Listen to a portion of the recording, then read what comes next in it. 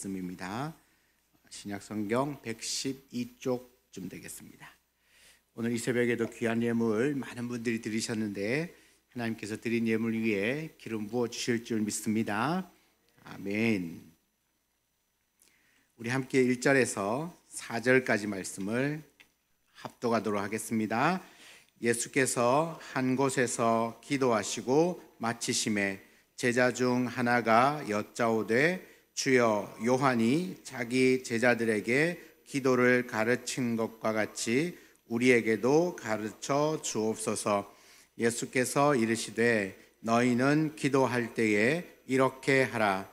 아버지여, 이름이 거룩히 여김을 받으시오며 나라가 임하시오며 우리에게 날마다 일용할 양식을 주시옵고 우리가 우리에게 죄 지은 모든 사람을 용서하오니 우리 죄도 사하여 주시옵고 우리를 시험에 들게 하지 마시옵소서 하라. 아멘. 아멘. 벌써 마지막 날 새벽입니다. 매 시간마다 우리에게 귀한 말씀을 하나님께서 주시고 계시는데 오늘 이 새벽에도 하나님께서 풍성한 은혜의 말씀 또 능력의 말씀 꼭 필요한 말씀을 우리 목사님을 통하여 전하여 주실 줄 믿습니다. 우리 목사님 또 박수로 모시겠습니다.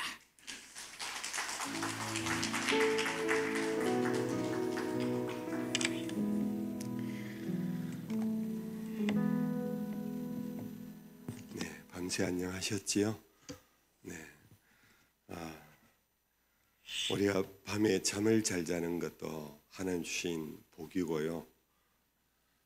아침에 일어나서 눈을 뜨고 주의 전을 향하여 올라온다라는 것은 더 큰 은혜인 줄로 믿습니다. 이 일은 한국교회가 시작한 것이 아니고 우리 주님께서 시작하신 거예요. 주님께서 새벽 미명에 한적한 곳에 가셔서 기도하신 그 모범이 우리 한국교회에 처음 초기 선교사들이 복음을 전하고 그분들의 시작할 때는 새벽기도가 없었는데 우리 한국인 목사님들이 목회를 하면서 우리 예수님의 모범을 따라 새벽에 모여서 우리 기도하자 그래 시작한 것이 한국교회 새벽기도입니다.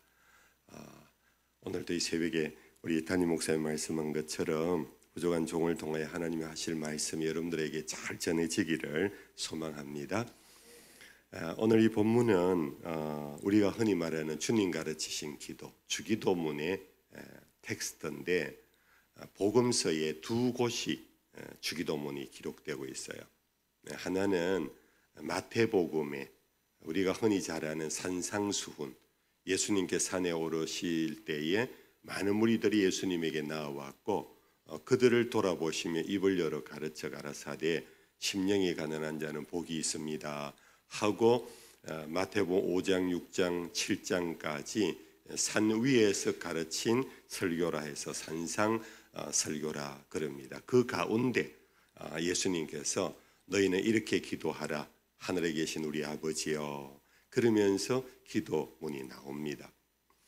오늘 누가복음 제11장에는 조금 차이가 있기는 한데 그 차이보다 더 중요한 것은 마태복음은 예수님이 그냥 설교로 가르치신 거예요. 그런데 누가복음은 우리에게도 기도를 가르쳐 달라고 하는 제자들의 요청, 그 요청에 예수님이 응답하셨어요. 오늘 시작을 이렇게 하고 있지요. 예수께서 한 곳에서 기도하시고 마치심에 예수님이 늘 한적한 곳에 가서 기도하는 모습이 제자들의 눈에 띄었던 거예요. 그래서 제자들이 선생님 우리에게도 기도를 가르쳐 주세요. 어떻게 기도해야 됩니까?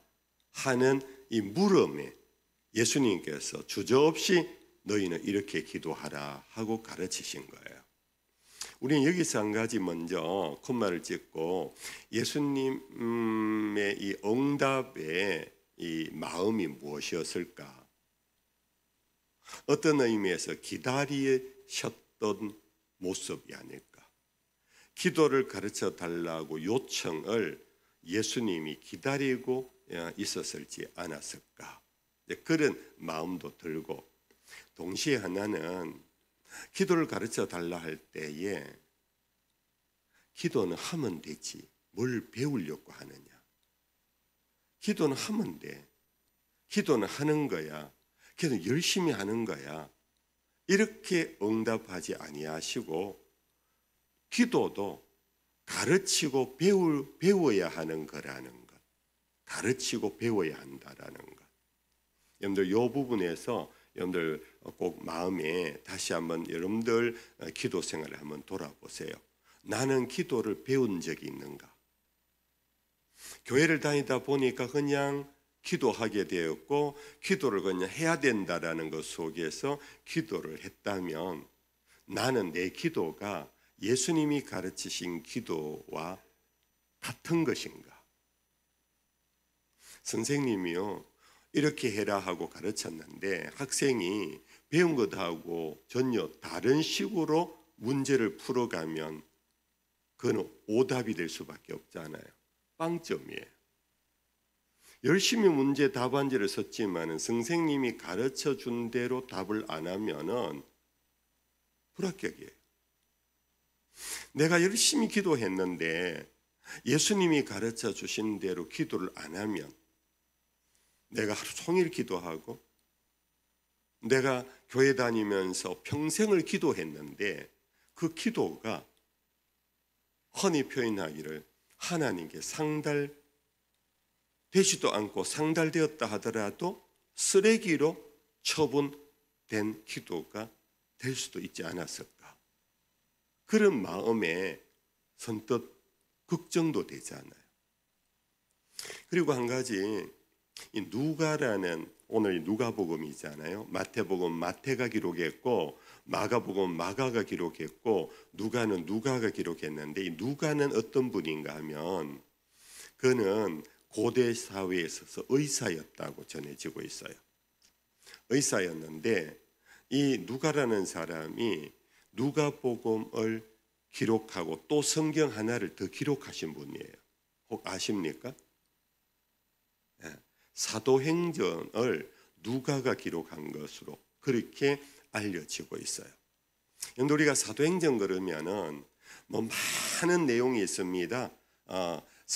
예수님께서 성천하심부터 시작해서, 그리고 오순절 성령이 오시고, 그리고 성령의 역사 속에 베드로가 설교할 때 3,000명이 회개하고 돌아오고, 그러면서 사도 바울이 옥에 갇힐 때까지 그 모든 것들을 한마디로 우리가 사도들의 행전이 아니라 이것은 성령의 행전이다. 성령이 그들 속에 역사하셔서 성령이 전파하게 하시고 전도하게 하시고 선교하게 하셨다. 그래서 성령 행전이라고 그래요. 사도행전에 보면은 사도들이 안수함에 온갖 성령의 역사가 일어나는 그런 일들도 많거든요. 그런데 우리가 고린도 교회를 보면은 고린도 교회가 성령에 충만한 교회였잖아요. 은사가 막 폭발적으로 일어났어요. 온갖 은사가 고린도 교회는 다 임했어요. 방언이 임했고, 예언이 임했고, 방언 통역이 임했고, 병 고치는 역사가 임했고, 지혜와 지식이 임했고, 온갖 은사들이 충만했잖아요. 그런데 고린도 교회에 그런 성령의 폭발적인 은사가 일어났음에도 불구하고 고린도 교회가 은혜와 사랑이 넘쳤나요? 오히려 고린도 교회가 파벌이 심했어요.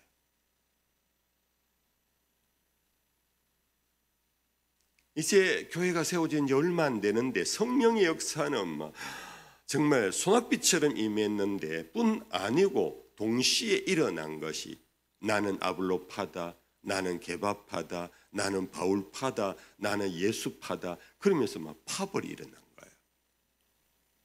그러면서 서로 자기가 받은 은사가 최고라고 하면서 자랑질하면서 교회에 분규가 많이 일어났던 교회가 고린도 교회예요. 누가는 사도행전을 기록하면서 성령의 역사를 기록했던 사람이 예수님의 행적을 처음부터 자세히 미루어 섰던 글들이 많았는데 그 글들을 누가가 의사니까 굉장히 합리적인 분이지요. 그것을 다 자료로 삼아 가지고 누가복음 제1장에 보면 데오빌로 각하여 예수에 관하여 기록한 자들이 많이 일어났는데 나도 예수의 처음부터 끝까지 그 모든 것을 미루어 제가 예수에 관하여서 기록하여 당신에게 보냅니다 하고 쓴 것이 누가복음이에요. 그러면서 이 복음서 안에서 사도행전을 기록한 누가가 교회 안에 성령의 놀라운 역사는 반드시 필요하지만 동시에 성령이 놀랍게 역사한 교회일수록 문제가 너무 많다. 그 가운데 핵심이 뭐냐면 기도의 문제였어요. 기도를 열심히 하기는 하는데 성령의 막 충만함을 받아서 막 방언도 하고 예언도 하고 막 통변도 하고 하는데 문제가 많은 거예요. 그래서 예수님께서 가르쳐 주신 기도를 누가는 자세히 다시 기억하면서 예수님에게 제자가 가르쳐 달라 하는 요청에 예수님이 이렇게 해라 하고 가르쳐 주신 방식으로 예수님의 기도가 여기 기록되고 있어요.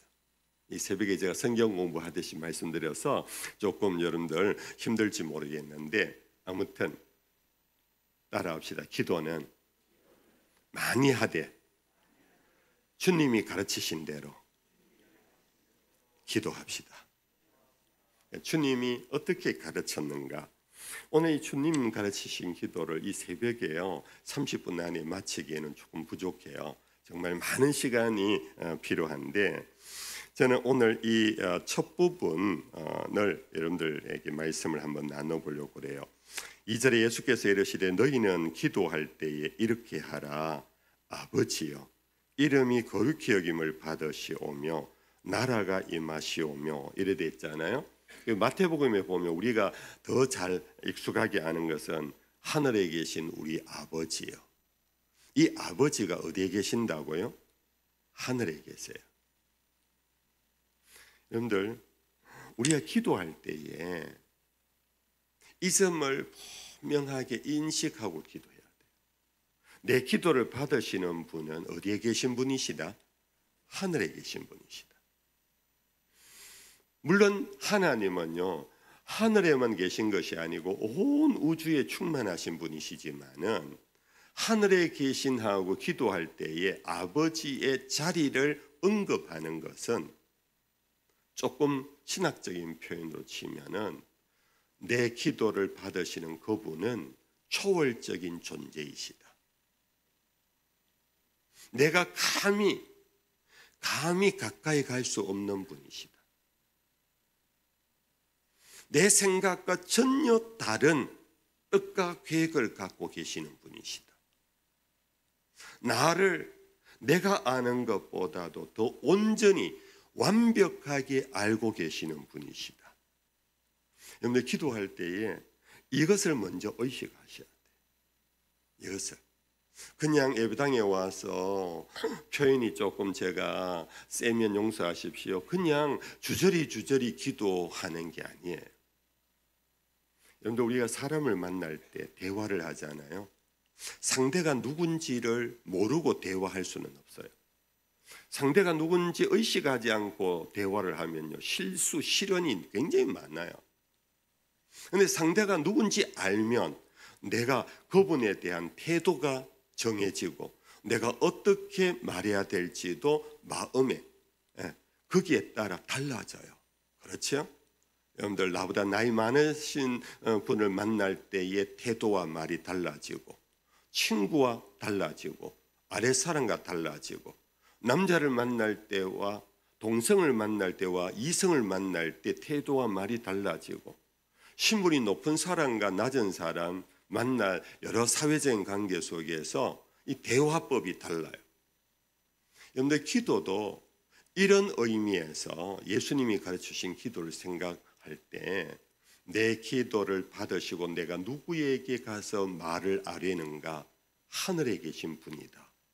이것을 의식할 때에 내 기도하는 태도 전체가 바뀌어져요.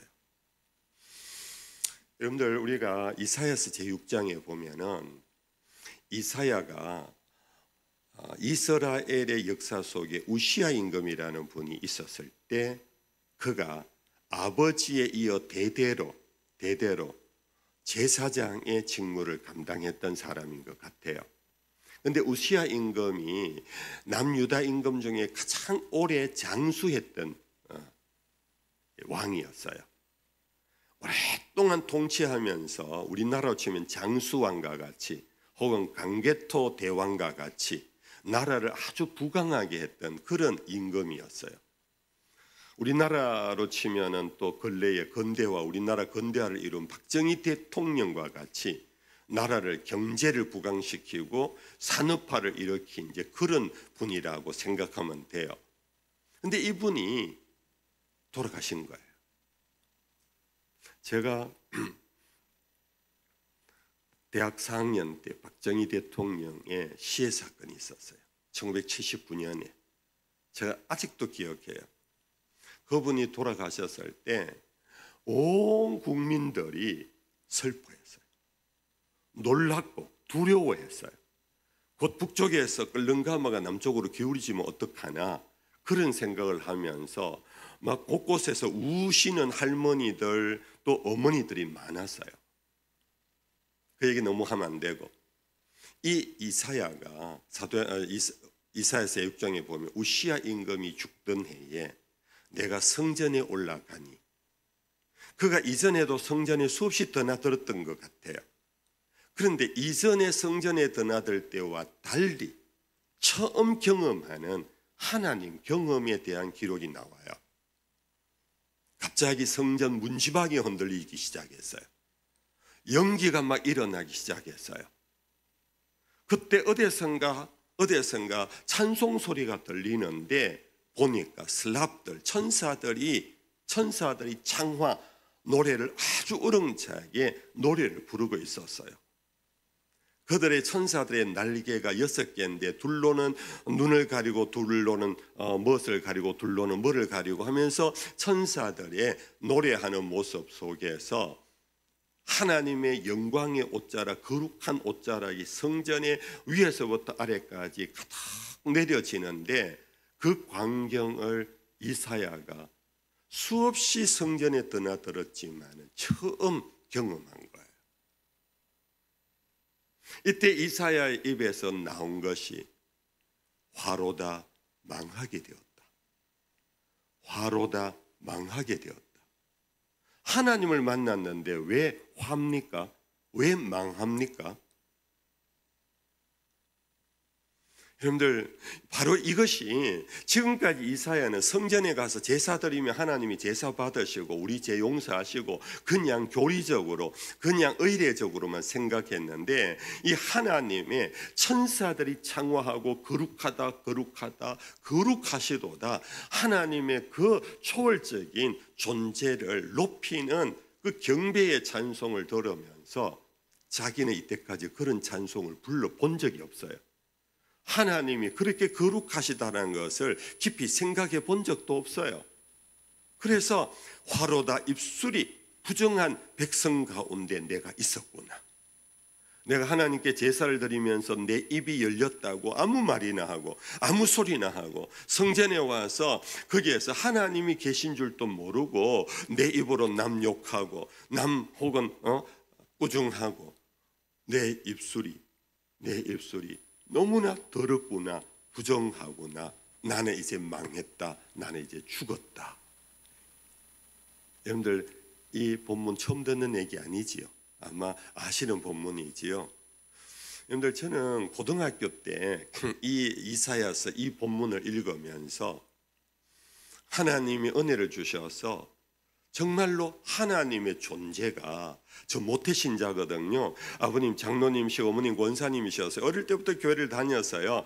교회 정말 저도 문지방이 딸터로 저는 학교에서 교회 집 이렇게 다녔는데 이 본문을 읽으면서 하나님이 성전에 계실 때에 나는 아무 생각 없이 드나들었구나. 하나님이 성전에 계셨구나. 하나님의 영광이 이 성전에 가득하셨구나. 천사들이 하나님의 영광을 더 높이고 있었는데 나는 도대체 어떻게 예배를 드렸는가, 그걸 깨달으면서 하나님 앞에 엎드린 적이 있어요. 여러분들, 우리가 기도하러 나올 때 이 예배당은 만민이 기도하는 집이에요.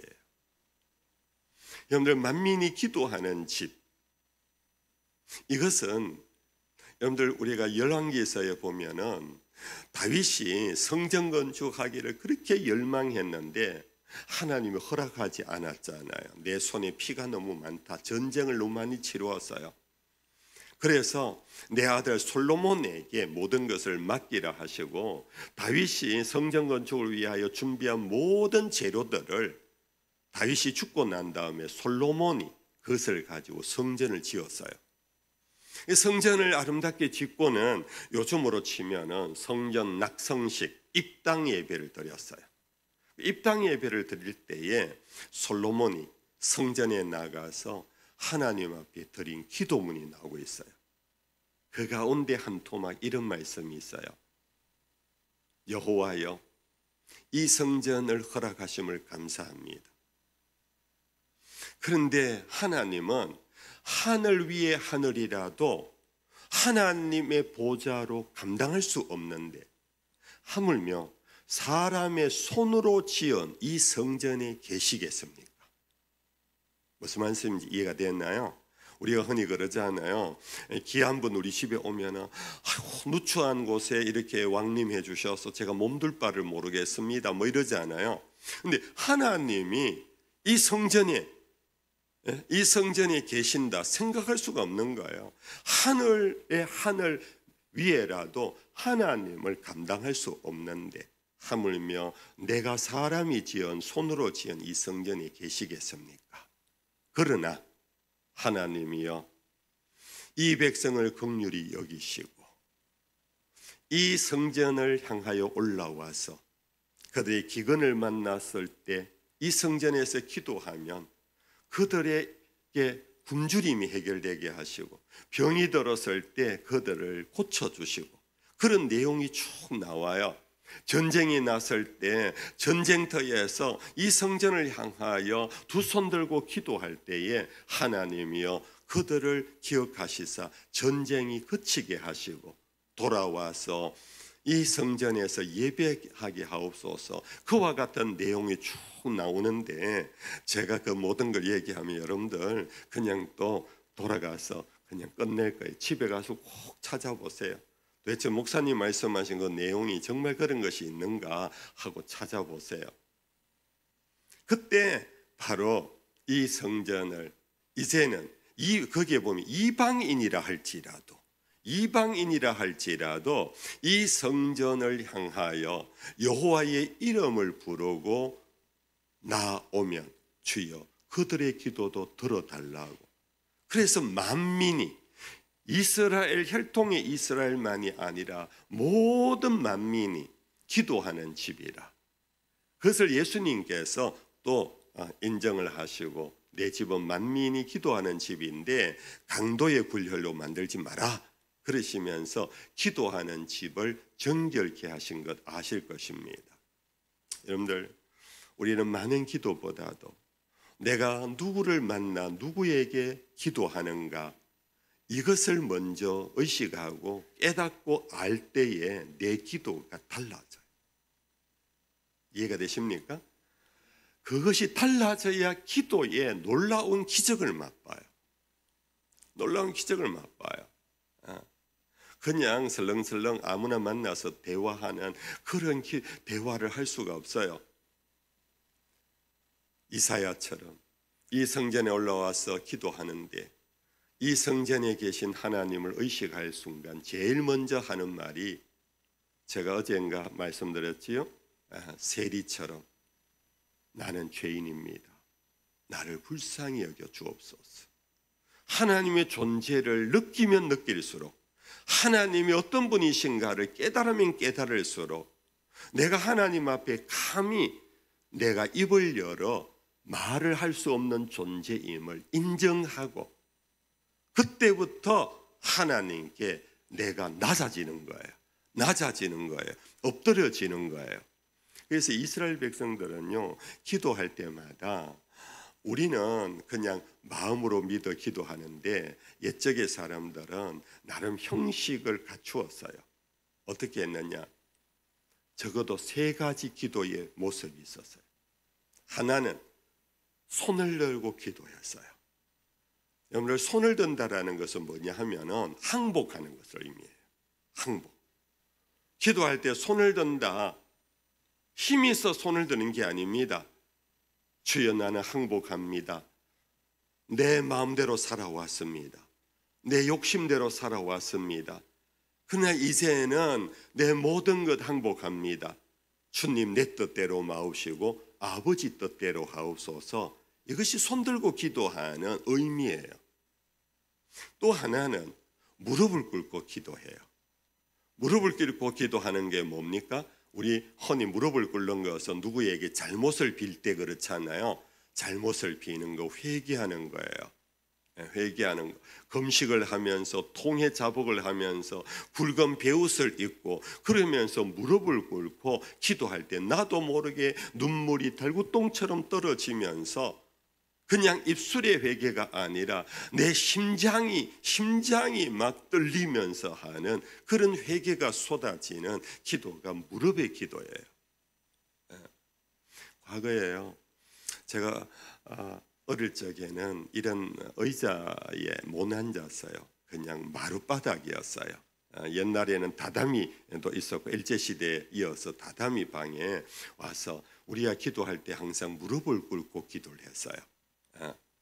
그러다가 의자가 들어오기 시작하면서 당회가요, 의자를 교회에 들르느냐 마느냐로 오랜 시간을 끈 교회들이 많아요.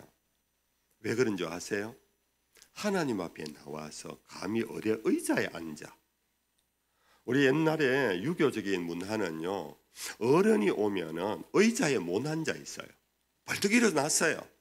여러분들 아시죠? 연세 높으신 분들. 하나님 집에 와서 우리 의자에 앉아서, 의자에 앉는다는 것은 이 상급자가 앉는 거예요. 하급자는 오면 앉아있는 부장 앞에 서서 보고를 해요. 그런데 우리가 감히 예배를 드리고 기도할 때 어디 앉아서 기도를 하느냐. 그래서 의자를 들르느냐 마느냐로 오랜 시간을 끈, 그런데 결국은 이제 의자가 다 들어왔어요. 그런데 그때 장로님들이 그래 좋다, 의자는 들르되 타협을 한 것이 뭔지 아세요? 지금은 없는데요, 처음에 의자가 들을 때 여러분들 혹시 기억하시는지요? 교회 오래 다닌 사람, 앞 의자 뒤에 보면은 발판 같은 것이 있었어요. 장로님 권사님들 기억하십니까? 발판 같은 것이 있었어요. 그것이 이렇게 접혔다가 이렇게 빼면은 있는데, 저는 그 어릴 적에 발판인 줄 알았어요. 근데 그 발판이 아니고요, 하나님 앞에 예배 드리러 나올 때 제일 먼저 내가 의자에 앉으면 앞 의자 뒤에 거기에 있는데 그것을 빼가지고 무릎을 꿇고 거기에 꿇은 채로 먼저 하나님 앞에 기도하는 시간을 갖도록 했어요. 참 우리 한국 교회에요, 전통, 썩을 빠질 전통 그러는데요, 전통 중에요, 정말 처음에 그것을 세울 때 의미가 다 있었어요. 그 의미가 얼마나 성경적이고 얼마나 귀중한지 몰라요. 근데 그것이 무릎을 꿇고 기도로 시작하라고 했는데 사람들이 그걸 모르고 전부 다 빼가지고 발을 올려놓은 거예요. 발을. 그래서 나중에는 그 발판을 다 없애고 지금처럼 저런 거예요. 그리고 기도하는 또 세 번째는 쫙 엎드리는 거예요. 엎드려. 그것은 여러분들, 제가 이런 얘기하면 오해하실 수도 있는데요, 간혹 제가 이렇게 보면 천주교에 우리는 목사라 그러고 신부라 그러잖아요. 그 신부들이, 우리는 목사가 되기 위해서는 목사 안수식, 노회에서 안수식을 통해 목사 임직을 하잖아요. 그 신부들은 어떻게 하냐, 사제서품식이라 그러는데, 그들은요 이 제대 앞에 와서 흰 예복을 입고 쫙 엎드려요, 이렇게. 그리고 그 옆에 관을 하나 갖다 놔요. 물론 요즘 어디든지 다 그런 것이 아니고 천주교도 많이 바뀌었는데 처음 할 때 관을 옆에 두고 그 앞에 이렇게 쫙 엎드려요. 그는 뭐냐? 나는 이제 죽었습니다. 나는 이제 죽었습니다. 나는 이제 주님의 것입니다. 나는 이 관에 들어간 자와 똑같습니다. 관에 들어가기 전까지는 나는 죽은 자처럼 하나님의 것으로 살겠습니다. 이제 그런 의미예요. 아무튼 그것이 이스라엘의 기도하는 세 가지 태도였어요. 이 세 가지 태도의 공통점이 뭐냐 하면은 내가 누구 앞에 나아가느냐, 내 기도를 받으시는 하나님과 나의 관계는 어떤 관계인가, 이것을 한마디로 말해서 나는 영원하신 하나님, 초월하신 하나님, 땅에 계시지 아니하시고 하늘에 계신 하나님, 그분에게 나아가서 기도합니다. 여러분들에게 이 의식과 이 믿음이 있기를 축복합니다. 이게요, 분명하면 내 기도 들어줄까, 내 이루어질까 말까를 의심할 필요가 없고 의심할 수가 없어요. 하늘에 계신 하나님을 내가 바라보고 믿음으로 의식하면서 나아가서 나와 전혀 다른 초월의 하나님이 내가 구하는 것을 못 들어줄 분이 아니세요.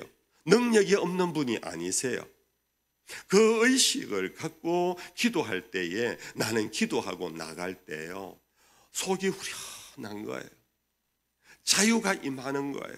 이제 하나님 앞에 내 사정 다 아뢰었으니까, 아니 아뢰 기도 전에 하나님은 내 형편을 다 아시니까, 나의 있어야 할 것을 다 아시고 주실 분이시니까 그것이 저절로 믿어지는 거예요. 네? 아멘. 그래서 기도는요, 믿음이 매우 중요해요. 믿음 없이 기도하는 것은 헛방이에요. 근데 그 기도는 믿습니다 얘기해 놔놓고 내 믿습니다 마치 채권자처럼 언제까지 줄 줄로 약속했지요 하고 하는 것과 전혀 달라요. 우리 입으로 믿습니다가 아니고 기도하는 자세부터, 나의 기도를 들으시는 그분에 대한 깨달음부터 기도를 시작할 때 기도는 저절로 믿음의 기도가 되고 그 기도에 역사하는 응답이 일어날 수 있는 것입니다. 동시에 오늘 여기 누가는 너무 성령에 충만해서 기도하는 초기 기독교인들이 자꾸 하늘 하니까 여기에서 문제가 생기니까 하늘에 계신 우리 아버지요로부터 시작하는 거예요. 아버지, 초월하시지만 그분이 누구라고요? 내 아버지다. 내 아버지. 근데 우리나라는요, 아버지에 대한 이미지가 조금 부정적이에요. 그게 이제 유교의 문화잖아요. 엄부. 아버지는 엄한 분이시다. 엄한 분이다. 그래서 한국 교회에 그런 에피소드가 많아요. 목사님에게 찾아왔어요. 과거에 오래전에, 목사님, 나는 하나님을 아버지라 부르고 싶지 않아요. 왜요? 우리 아버지 너무 무서워요. 하나님 아버지 그러면 무서워서 말도 못하겠어요. 그래서 목사님, 하나님 어머니라고 부르면 안 되나요? 그런 질문도 있었다 그래요.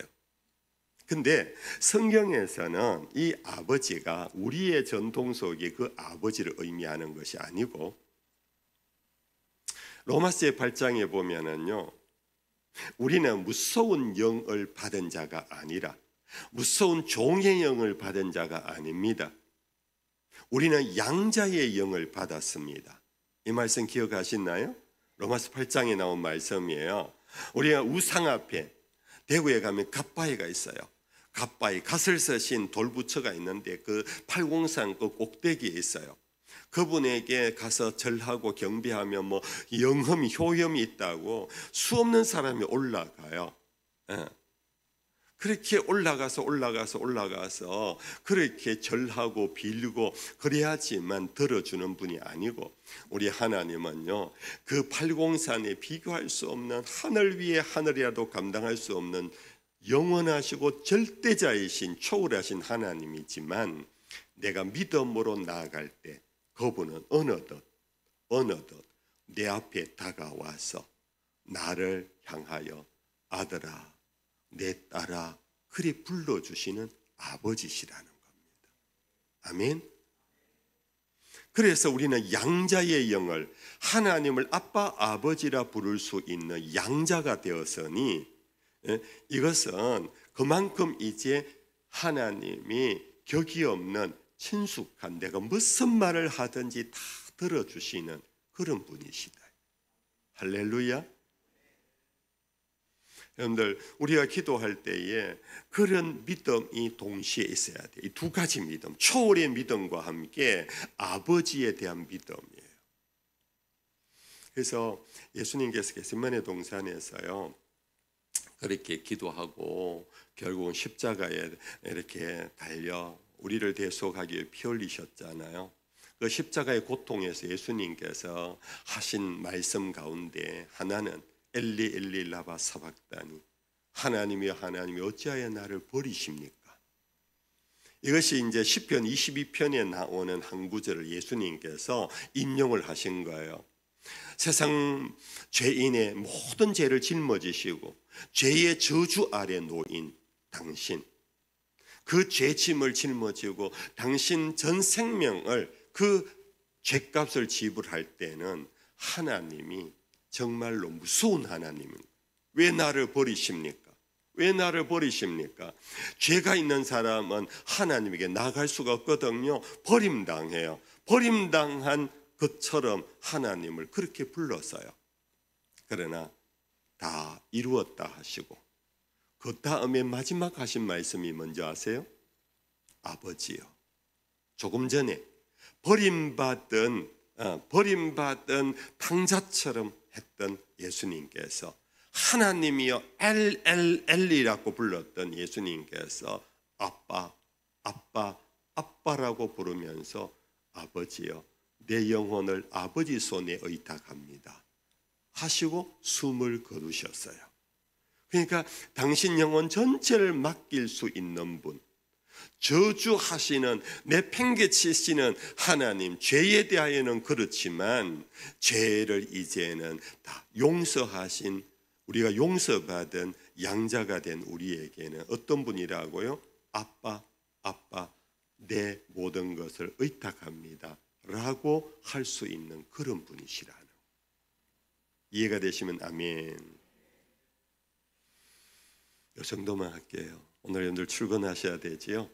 이후에 나머지는 우리 또 목사님께서 여러 또 경로를 통해서 이 말씀들을 많이 앞으로 해주실 거고 이전에도 또 여러분들 배우셨을 것입니다.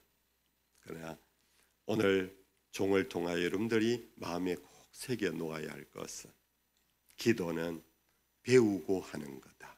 내 마음대로, 감정대로, 내 욕망대로 내가 지금 다급하다고 아무거나 막 입에서 내는 것, 그것은 하나님이 기뻐하지 않는다. 우리 주님이 가르치신 대로 기도하자. 가르침의 첫째가 뭐라고요? 하늘에 계신 하나님, 절대 존재, 전지전능하신, 천지를 창조하신, 그래서 온 우주 위에 계신 분, 그분을 지금 내가 만나는 거예요. 그분을 만나는 거예요. 그러면서 동시에 만나서는 뭐라고 부른다고요? 아버지여라고 부른다. 아버지여라고. 이러면 이제 기도는 끝난 거예요. 그렇겠죠? 이러면 기도는 끝난 거예요. 아버지는 내 마음을 다 알아요. 우리 아버지 어머니 있잖아요. 자식에게 필요한 거 다 알잖아요. 자식이 꼭 뭐를 요구해야지만 여러분들 주십니까? 자식에게 필요한 거 다 주고 자식이 뭐 때문에 날 찾아왔는지도 다 알아요.